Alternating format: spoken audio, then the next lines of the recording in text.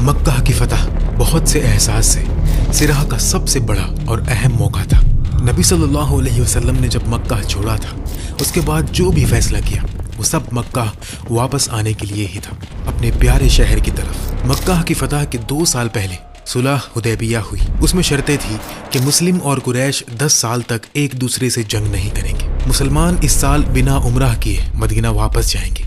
اگلے سال مسلمان 3 دن کے لیے مکہ آئیں گے، صرف مسافر کے ہتھیار لے کر۔ اگر مکہ سے کوئی آدمی مدینہ بھاگ کر آئے، اسے قریش کو واپس کرنا ہوگا، اور اگر مدینہ سے کوئی قریش کے پاس چلا جائے تو اسے واپس نہیں کیا جائے گا۔ عرب کے قبائل جسے چاہے ان کے ساتھ الائنس کر سکتے ہیں، مسلمانوں کے ساتھ یا قریش کے ساتھ۔ 2 ایسے قبائل تھے جن کی آپسی دشمنی کئی سالوں سے چل رہی تھی، بنو بکر اور بنو خزاعہ۔ بنو خزاعہ کے کچھ لوگوں نے اسلام قبول کیا اور پورے قبیلے نے نبی صلی اللہ علیہ وسلم کے ساتھ آفیشیلی الائنس کر لیا، اور بنو بکر نے قریش کے ساتھ اتحاد کیا، جو آس پاس کے چند باقی مشرک قبائل میں سے ایک تھا۔ صلح حدیبیہ کے بعد بنو بکر نے بنو خزاعہ کے ایک قافلے پر حملہ کر دیا۔ اس حملے سے پہلے انہوں نے قریش سے اجازت مانگی تھی اور کہا تھا کہ ہم پرانے قتلوں کا بدلہ لینا چاہتے ہیں۔ قریش نے نہ صرف اجازت دی بلکہ خود بھی مدد کی۔ ان کے بڑے لوگ جیسے سہیل ابن عمرو اور صفوان ابن امیہ نے بنو بکر کو ہتھیار دیا۔ بنو بکر نے پھر مکہ کے قریب خزاعہ کے لوگوں پر رات کے وقت حملہ کیا، لیکن خزاعہ کے کچھ لوگ جاگ رہے تھے، اس لیے حملہ پلان کے مطابق نہیں چلا۔ خزاعہ کے لوگ جنگ کے لیے تیار تھے، اس لیے خون خرابہ ہو گیا اور 20 سے زیادہ خزاعہ کے لوگ مارے گئے، جن میں عورتیں اور بچے بھی شامل تھے۔ خبر جلدی پھیل گئی اور بنو خزاعہ کے سردار عمرو ابن سلیم 40 لوگوں کے ساتھ مدینہ آئے اور نبی صلی اللہ علیہ وسلم سے مدد مانگی۔ نبی صلی اللہ علیہ وسلم نے ان کی مدد کا فیصلہ کیا۔ بنو خزاعہ پر یہ حملہ صلح حدیبیہ کی صاف ٹوٹنے والی بات تھی۔ بہت سے علماء کہتے ہیں کہ نبی صلی اللہ علیہ وسلم نے مکہ پر چڑھائی اسی حملے کی وجہ سے کی تھی، لیکن ابن حجر جیسے علماء کہتے ہیں کہ نبی صلی اللہ علیہ وسلم نے پہلے قریش سے بات چیت کی۔ انہوں نے بنو بکر سے تعلقات ختم کرنے اور مرنے والوں کے لیے معاوضہ دینے کو کہا۔ قریش نے دونوں باتوں سے ہی انکار کر دیا، لیکن ایک انوکھی بات یہ ہوئی کہ ابو سفیان خود مدینہ آیا اور صلح کی کوشش کی۔ ابو سفیان نبی صلی اللہ علیہ وسلم کے پاس گئے، لیکن جواب تک نہیں ملا۔ پریشان ہو کر وہ ابو بکر رضی اللہ تعالیٰ عنہ کے پاس گیا۔ انہوں نے سیدھے کہا، میں کچھ مدد نہیں کر سکتا۔ پھر عمر رضی اللہ تعالیٰ عنہ کے پاس گئے۔ انہوں نے اور بھی سختی سے کہا، کیا تم سوچتے ہو کہ میں نبی صلی اللہ علیہ وسلم سے تمہارے لیے بات کروں گا؟ آخر میں علی رضی اللہ تعالیٰ عنہ کے پاس گئے اور کہا، اے علی، تم اس شہر میں مجھ سے سب سے قریب رشتہ دار ہو، میری مدد کرو، نبی صلی اللہ علیہ وسلم سے میری طرف سے شفاعت کرو، مجھے اپنے لوگوں کے پاس ذلیل ہو کر مت واپس جانے دو۔ علی رضی اللہ تعالیٰ عنہ اس وقت ابو سفیان سے عمر میں آدھے تھے۔ یہ ایسا تھا جیسے آج کل کوئی مڈل ایج والا آدمی چھوٹے بچے سے مدد مانگ رہا ہو۔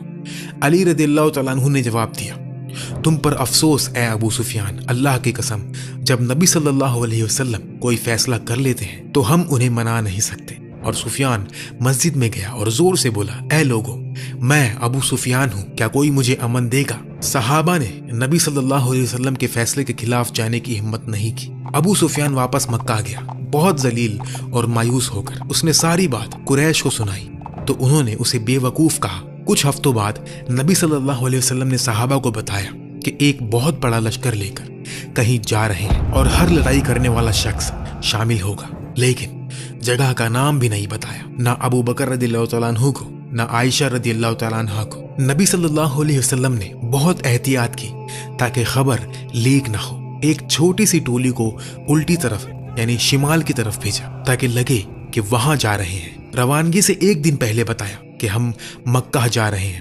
10,000 سے بھی زیادہ صحابہ نبی صلی اللہ علیہ وسلم کے ساتھ مکہ آزاد کرنے چل دیے۔ صرف 10 سال بعد جب انہوں نے مکہ چھوڑا تھا، مسلمانوں نے سفر شروع کیا، اور جب وہ جحفہ کی وادی سے گزرے تو راستے میں نبی صلی اللہ علیہ وسلم کے چچا العباس ابن عبد المطلب سے ملاقات ہو گئی۔ وہ بالکل نہیں جانتے تھے کہ یہ فوج کس مقصد سے جا رہی ہے۔ وہ بھی مدینہ کی طرف ہجرت کر رہے تھے مسلم ہو کر۔ اللہ نے ان کو عزت دی کہ وہ آخری شخص تھے جنہیں مہاجرین میں شمار کیا گیا۔ نبی صلی اللہ علیہ وسلم نے فرمایا، فتح کے بعد کوئی ہجرت نہیں ہوگی۔ نبی صلی اللہ علیہ وسلم نے بہت خوشی ظاہر کی اور عباس رضی اللہ تعالیٰ عنہ کو حکم دیا کہ اپنے گھر والوں کو مدینہ لے جائیں اور فوج میں شامل ہو جائیں۔ جب مسلمان فوج مکہ کے قریب پہنچی तो अफवाह फैलने लगी कि नबी सल्लल्लाहु अलैहि वसल्लम आ रहे हैं। नबी सल्लल्लाहु अलैहि वसल्लम के 2 कजिन्स जो मक्का में इस्लाम के सख्त दुश्मन थे घबरा गए और फौज के अंदर दाखिल होने से पहले बाहर ही इंतजार करने लगे। दोनों ने नबी सल्लल्लाहु अलैहि वसल्लम से राह में ही रोका और रहमत की दरखास्त की।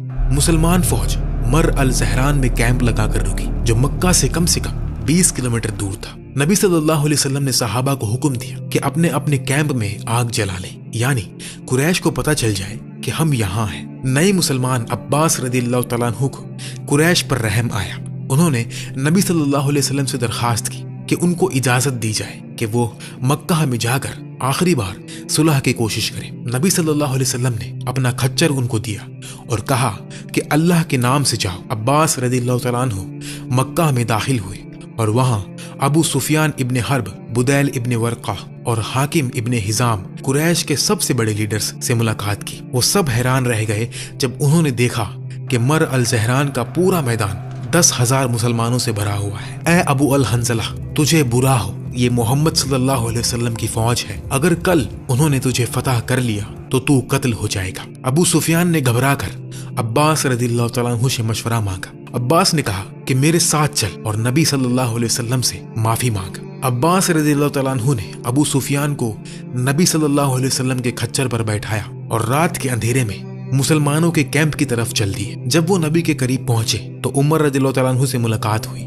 उमर ने फौरन पहचान लिया और कहा, अबू सुफियान, अल्लाह का दुश्मन, अल्लाह का शुक्र है कि तू मुझे बिना किसी अहदो पैमान के मिल गया। अब्बास रदियल्लाहु तआला अन्हु ने बीच में आकर कहा, वो मेरी जिम्मेदारी में है। अब्बास ने पूरी रात अबू सुफियान से बात की और उसे इस्लाम की दावत दी जब तक सुबह नबी सल्लल्लाहु अलैहि वसल्लम के पास नहीं पहुंचा गया। नबी सल्लल्लाहु अलैहि वसल्लम ने पूछा, ए अबू सुफियान, क्या अब वक्त नहीं आ गया कि तू ये माने कि अल्लाह के सिवा कोई माबूद नहीं? अबू सुफियान ने अरबों की सबसे बड़ी तारीफ के साथ जवाब दिया, मेरी माँ और बाप कुर्बान हो आप पर। कितनी नरमी है आप में, कितना रहम है, कितना सिलाए रहमी करने वाले हैं आप। फिर बोला, अगर अल्लाह के सिवा कोई और खुदा होता तो अब तक मेरी मदद करता, यानी हाँ, अल्लाह के सिवा कोई माबूद नहीं। नबी सल्लल्लाहु अलैहि वसल्लम ने फरमाया, ए अबू सुफियान, क्या अब वक्त नहीं कि तू ये माने कि मैं अल्लाह का रसूल हूँ? अबू सुफियान चुपके से बोला, इस बात में अभी भी थोड़ा सा दिल में है। अब्बास थक गए और बोले, या तो कबूल कर लो वरना कत्ल हो जाओगे। नबी सल्लल्लाहु अलैहि वसल्लम ने ये धमकी नहीं दी क्योंकि ईमान जबरदस्ती नहीं होता, लेकिन अब्बास उनके दोस्त थे और उनको देखकर परेशान हुए कि ये बेहतर चीज को कबूल क्यों नहीं कर रहा। अबू सुफियान ने आखिरकार शहादत पढ़ ली। शहादत के बाद अब्बास रदियल्लाहु तआला अन्हु ने कहा, या रसूलल्लाह, आप जानते हैं कि अबू सुफियान फख्र और इज्जत का शौकीन है।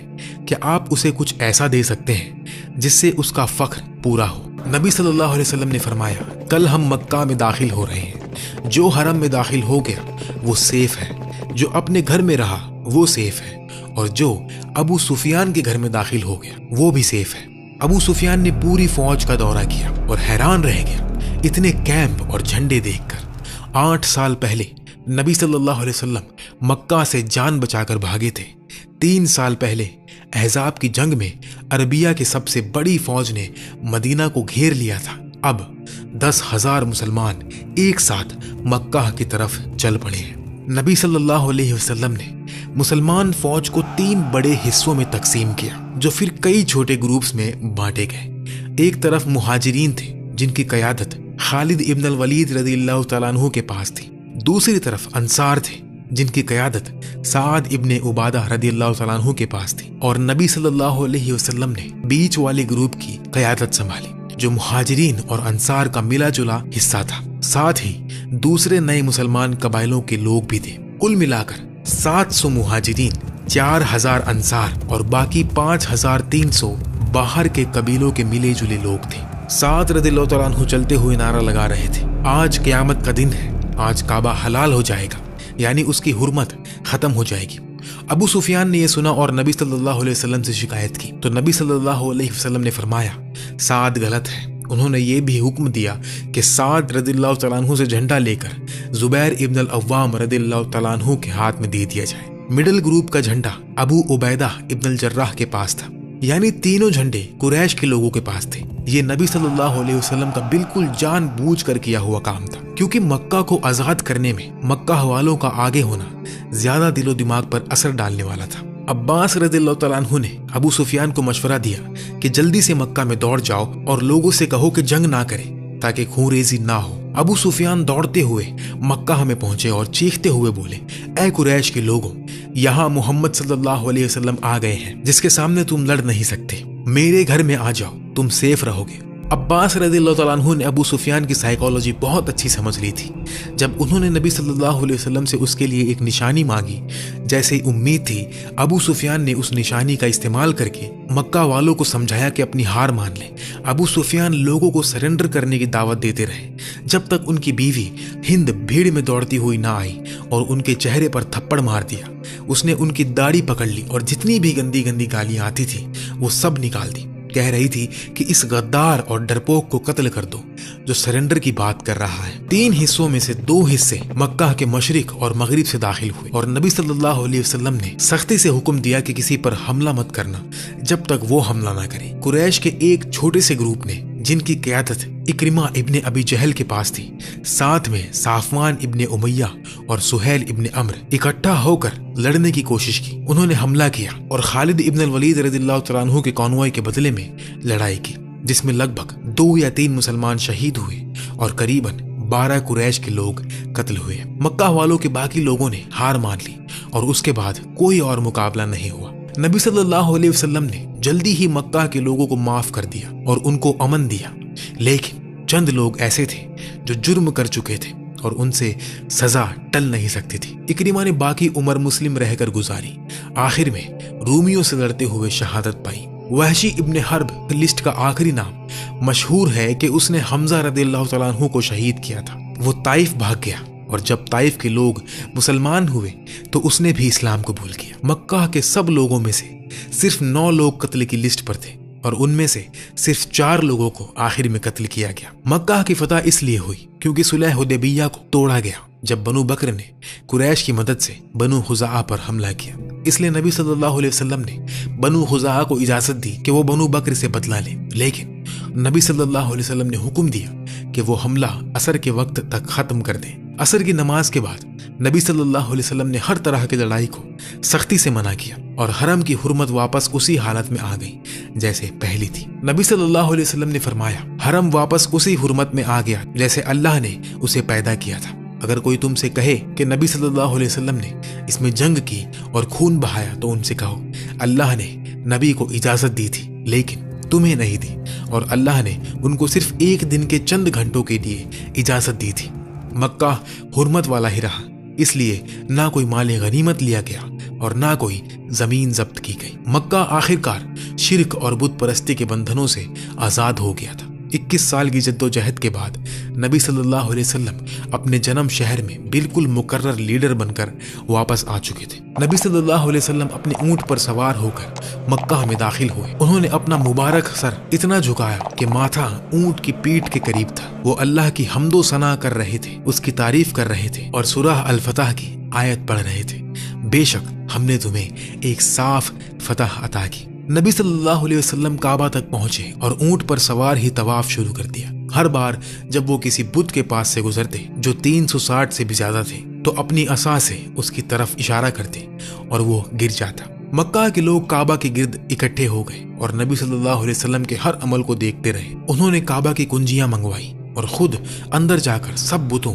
जीनत और तस्वीरों को तबाह कर दिया। जब उन्होंने वो तस्वीरों को बाहर फेंका जिनको मुशरिकीन इब्राहिम अलैहिस्सलाम की तस्वीर समझते थे तो नबी सल्लल्लाहु अलैहि वसल्लम ने फरमाया, अल्लाह उन पर लानत करे, इब्राहिम के इस शिर्क से क्या ताल्लुक।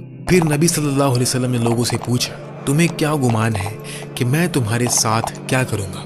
लोगों ने पुकार कर कहा, भलाई के साथ आप एक शरीफ भाई हो, शरीफ भाई के बेटे हो। नबी सल्लल्लाहु अलैहि वसल्लम ने गहरे अल्फाज में नबी यूसुफ अलैहिस्सलाम का हवाला देकर फरमाया, जाओ तुम आजाद हो, आज तुम पर कोई इल्जाम नहीं, अल्लाह तुम्हें माफ करे, वो सबसे ज्यादा रहम करने वालों में सबसे ज्यादा रहम करने वाला है। फिर नबी सल्लल्लाहु अलैहि वसल्लम ने बिलाल रज़ियल्लाहु तआला अन्हु को हुक्म दिया कि वो काबा की छत पर चढ़कर अजान दे। वही आवाज जो जुल्म और तकलीफ के वक्त अहद अहद कहती रही थी अब काबा की छत पर हजारों लोगों के ऊपर खड़ी थी اور مکہ کے لوگوں کو اللہ کی طرف دعوت دے رہی تھی۔